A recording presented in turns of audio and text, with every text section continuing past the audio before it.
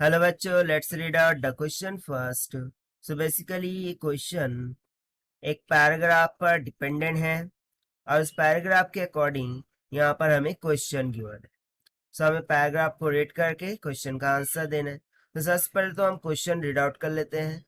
So question बोल रहा है इलेक्ट्रोस्टैटिक फोर्सेस आर, ऑप्शंस में गिवन है conservative forces, non conservative forces, central forces, non-central forces.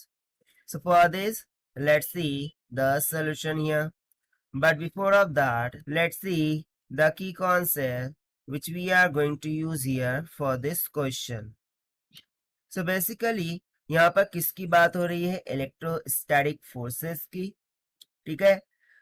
सो हम इलेक्ट्रोस्टैटिक फोर्सेस का रिलेशन फाइंड करने के लिए जो वर्क डन है उस पर यहाँ पर ऑब्जर्वेशन करेंगे। So let's say work done concept। ठीक है। सो ये वर्क डन का कॉन्सेप्ट क्या होगा, सबसे पहले हम इसे अंडरस्टैंड कर लेते हैं। सो लेट्स से कि हमारे पास दो बॉडीज है। ठीक है, एक ए हो गई, एक बी हो गई। अब बॉडी ए जो है वो हाइयर पोटेंशियल पर है, बॉडी बी लोअर पोटेंशियल पर है। सो बेसिकली यहाँ पर हमें रिलेशन क्या मिल गया कि जो पोटेंशियल ऑफ ए है, लेट्स से वी ए, वो ग्रेटर है as compare to the potential of body B, that is V B. So देखिए, यदि मैं यहाँ पर देखूं, सो जब हम इन दो बॉडीज को कनेक्ट कर देंगे सो क्या होगा। सो उससे रिलेटेड हमें पैसेज में यहाँ पर कुछ information given, that is C electrostatic potential of a charged body. ये रिप्रेजेंट करता है degree of electrification of the body को, and also it determines the direction of flow of charge between two charged bodies placed in contact with each other। और ये direction of flow of charge between two bodies कब होता है? जब हम उन्हें contact में रखते हैं। और ये बेसिकली कब होगा? That is when the bodies will be at two different potential. क्योंकि देखिए फर्दर इसमें बोला है charge always flows from a body at higher potential to the body at lower potential। Charges कहाँ से कहाँ फ्लो होते हैं? हाइयर पोटेंशियल बॉडी से लोअर पोटेंशियल बॉडी पर फ्लो होते हैं। And the flow of charge stops as soon as the potential of two bodies becomes equal. और ये तब तक होता रहता है जब तक कि उनके चार्जेस इक्वल ना हो जाए। ठीक है। और उसी के लिए देखिए हमें वर्क डन की इक्वेशन गिवन है, WAB by Q is equals to VB minus VA। This is equals to delta V।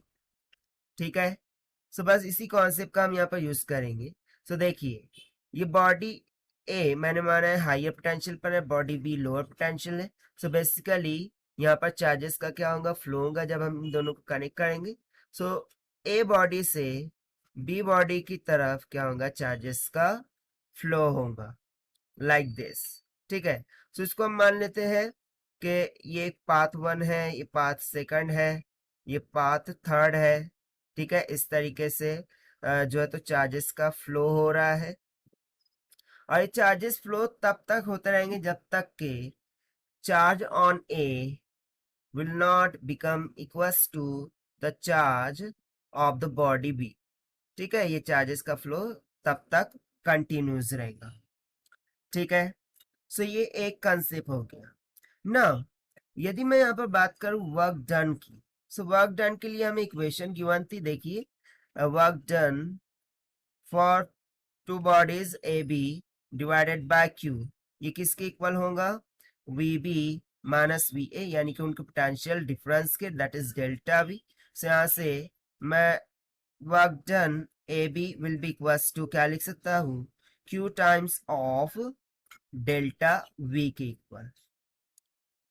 Right. तो यहां से देखिए, यदि मैं कॉन्जर्वेशन का कंडीशन कंसिडर करूं यहाँ पर, ठीक है, if we say the state for conservation, so conservation में क्या होगा कि work done from moving a charge from A to B that is work done from A to B, and plus work done moving a charge from B to A, that is W B to A. This should be equals to 0. ये क्या होना चाहिए, 0 के equal होना चाहिए. सो देखिए ये 0 के इक्वल आ रहा है कि नहीं. So work done from A to B वो क्या आ जाएगा, Q times of according to formula. यहाँ पर क्या आ जाएगा, A टू B जा रहे हैं, सो ये हो जाएगा VB minus VA plus work done B to A. So ये हो जाएगा Q times of VA minus of VB. So जब हम इसे सॉल्व करेंगे so definitely it will comes out equals to 0. तो जैसा कि वर्क डन यहाँ पर 0 आ रहा है because of conservation, it means that कि जो फोर्सेस है, इन चार्जेस पर जो भी फोर्सेस लग रही है वो कैसी है, कंजर्व्ड है. That is forces are conserved. ठीक है, फोर्सेस कैसी है, कंजर्व्ड है. और ये फोर्सेस बेसिकली कौन सी फोर्सेस है, इलेक्ट्रोस्टैटिक फोर्सेस है. सो यहाँ से सिंपली हम बोल सकते हैं कि इलेक्ट्रोस्टैटिक फोर्सेस यहाँ पर क्या हो रही है, कंजर्व्ड हो रही है. ठीक है, so simply we can say that electrostatic